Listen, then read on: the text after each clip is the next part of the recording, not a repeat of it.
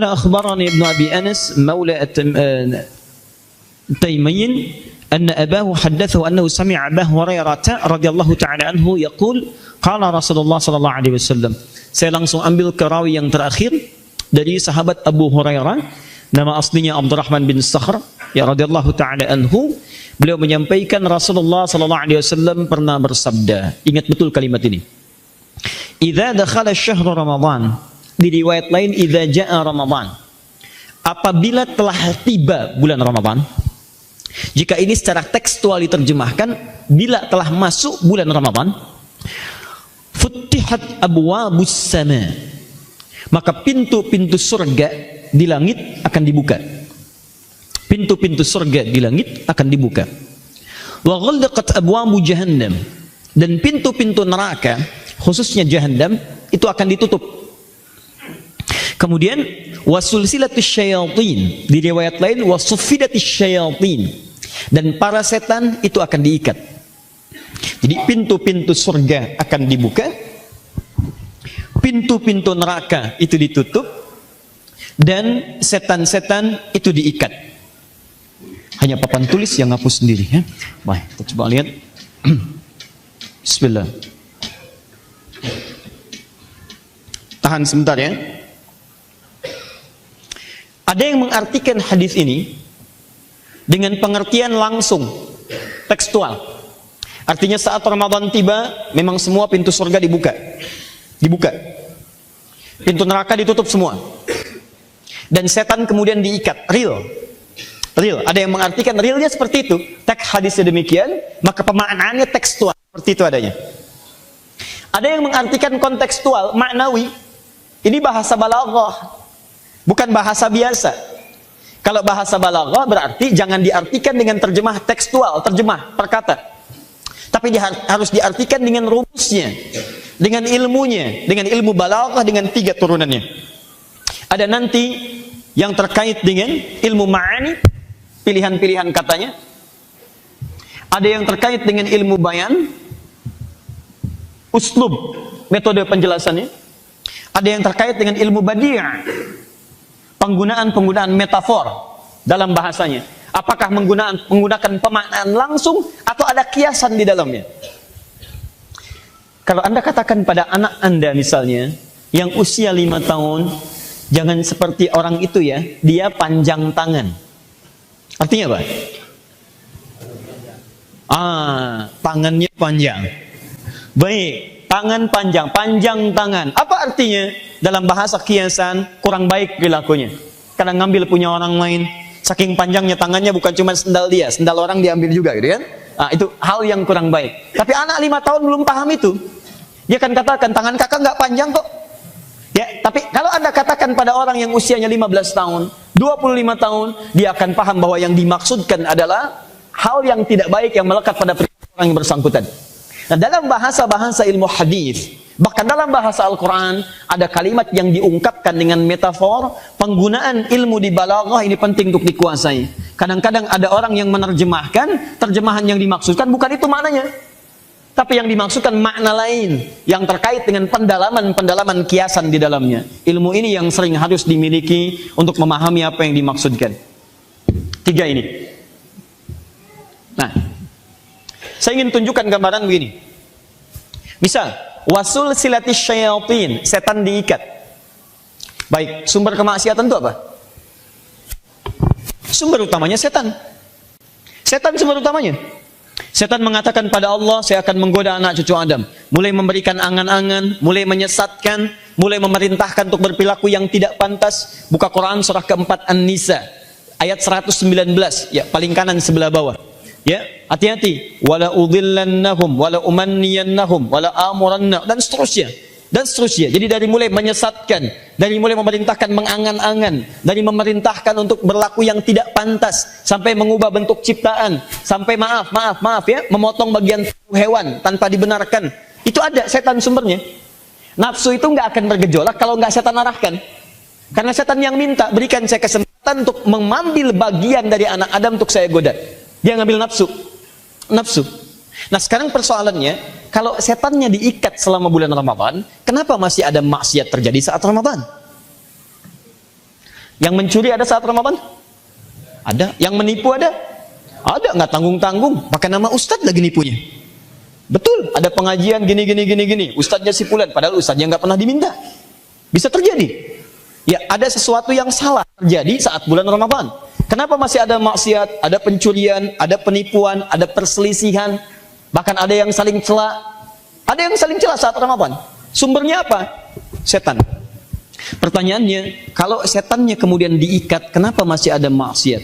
Itu poinnya.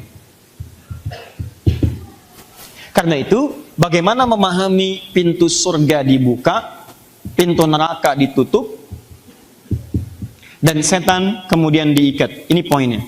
Kalau semua hamba sudah beriman, saat Ramadan, orang Islam semua beriman, bagi yang beriman, kemudian mengerjakan amal soleh, dikerjakan semuanya, dengan harapan bisa masuk ke surga, pintu-pintunya. Ada yang cuman puasa aja, ada yang kerjakan Qur'annya, ada yang puasa, baca Al-Quran, ada yang sedekah, semua dia kumpulkan, dengan harapan semua pintu surga dikunjungi. Poinnya, kalau semua hamba beriman mengerjakan semua amal soleh ini, maka peluang ke surganya lebih besar atau tidak? Lebih besar.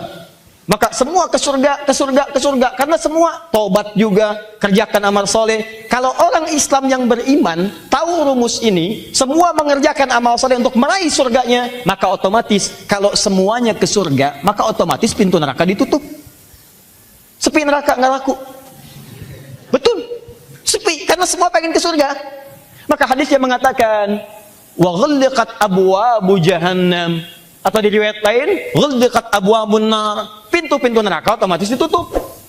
Karena ketika amal dibuka semua dikerjakan, siapa yang pengen ke neraka? Neraka sepi.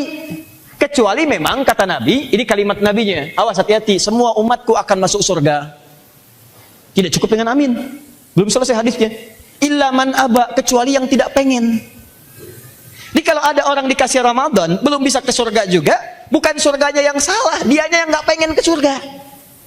Kurang apa lagi coba? Amal soleh dibentangkan, semangat dikasih, dan hebatnya anugerah iman diberikan dari hari-hari biasanya lebih. Yang tadinya jarang ke masjid, tiba-tiba dikasih dorongan supaya mau ke masjid, mau baca Al-Quran. Tapi dalam kondisi demikian pun dia memilih untuk tidak puasa juga. Beriman tapi nggak puasa, beriman puasa tapi tidak mengerjakan sholat, beriman puasa mengerjakan sholat tapi nggak mau baca Quran. Kalau dia tidak menghuni surga pada saat itu, mungkin yang salah bukan surganya, yang salah dia sendiri yang tidak berminat masuk ke dalam surga. Itu yang salah. Awas hati-hati. Orang wudu kumur-kumur pakai air, dia pakai sirap. Gitu kan, masya Allah. Ada aja. Ada di Afrika orang kumur-kumur pakai Coca-Cola. Aduh, saya dapat kiriman dari teman dia.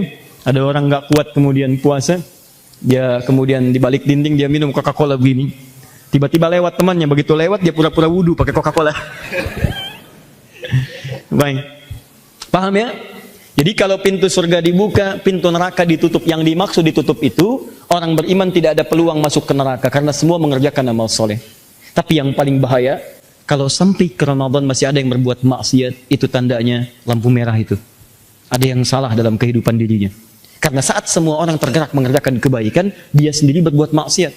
Makanya hukumnya sangat fatal. Orang yang bermaksiat di bulan Ramadan, itu dosanya lebih daripada bulan-bulan biasa. Dan menandakan ada yang salah dalam dirinya. Saya sarankan segera bertobat. Segera bertobat. Ya. Terakhir. Wasufidat atau sulsilatis syayatin. Setan diikat. Setan diikat.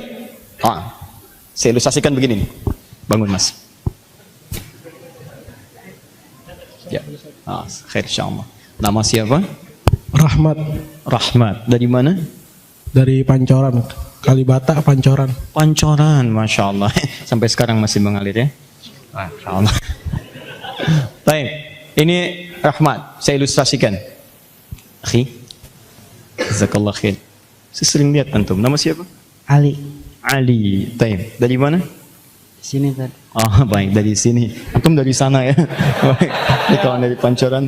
Faktor puasa begitu Ustaz. Faktor puasa. Baik, alhamdulillah. Baik. Gini contoh. Jangan marah ya. Dari puasa Ustaz. Ya, alhamdulillah. Cuma ilustrasi. Tugas setan apa? Kok tugas setan melihat ke sini? Jangan lihat sini, lihat sini. Tugas setan apa? Menggoda ya? Baik, lihat sini, lihat sini. Tahan. Ilustrasi ya, ilustrasi. Ini mau sholat ceritanya nih. Saya tidak katakan setan ya, digoda. Digoda. Bisa. Contoh aja, contoh ya. Ini tidak sama. Mudah-mudahan Allah berikan pahala. Hadap ke sini Mas. Hadap ke sini. Nah. Antum mau sholat nih, Ramadan. Biasanya dorongan Ramadan kan lebih kuat kan untuk mengerjakan ibadah. Yang tadinya jarang ke masjid, cepat ke masjid, cepat ke masjid itu kan. Orang udah banyak di masjid. Misal, tahan sini. Ini bulan Ramadan nih. Sudah menjelang subuh, sudah sahur. Siap-siap ke masjid. Allahu Akbar, Allahu Akbar. Sudah adzan. Tiba-tiba datang ini. Bisa. Jangan dulu gitu kan? Baik. Nih belum selesai, istirahat dulu, komat aja belum, misalkan, taib. Direspon nggak? Respon. Direspon.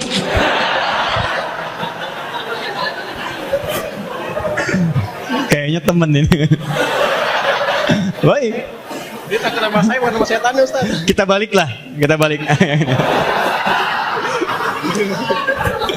Baik. Kita mau subuh nih. Allahu Akbar itu kan? Baik. Bulan Ramadan ceritanya, hari pertama lagi. Datang menggoda nih dari belakang. Jangan dulu berangkat. Direspon enggak? Enggak Ustaz. Oh enggak, ini yang normal. Ini yang normal ya. Baik, alhamdulillah. Maju dikit Mas. Tahan. Ini tiba-tiba teman-teman sekalian mau sholat subuh. Sekarang mau sholat malam, tarawih. Dia mau berangkat, tiba-tiba dari sini ada godaan. Jangan dulu berangkat. Ya, sekarang misalnya pertandingan finalnya. Direspon nggak? Enggak Ustaz. Enggak. Kerjakan lagi. Oh, nggak usah dijawab. Langsung aja direspon pokoknya. Baik, terakhir mau baca Quran. Tiba-tiba ini menutup sebagian dari matanya, ditiupkan hembusan angin yang sangat lembut membuat beliau mengantuk. Saat mengantuk itu pilih tidur atau pilih berwudu? Wudu dulu baru. Masya Allah. Wudu dulu Ustaz baru. Sudah, silakan. Jazakallah khair. Lihat sini. Saya minta Ali bangun. Ali. Baik. Tahan sini. Ini Ali tadi berusaha untuk diilustrasikan menggoda teman kita Rahmat. Begitu ini mau digoda, ini nggak bisa. Begitu mau digoda, ini nggak bisa. Seakan-akan ini tidak punya kemampuan untuk menggoda Rahmat. Saat seseorang tidak punya kemampuan untuk menggoda, maka diilustrasikan dalam uslub, gaya bahasa di bahasa Arab dengan sesuatu yang terikat. Baik, kalau ini ikat begini. Ya, ikatannya kuat luar biasa. Kan seseorang yang diikat apalagi di satu tiang terikat, otomatis dia kesulitan untuk bergerak kan?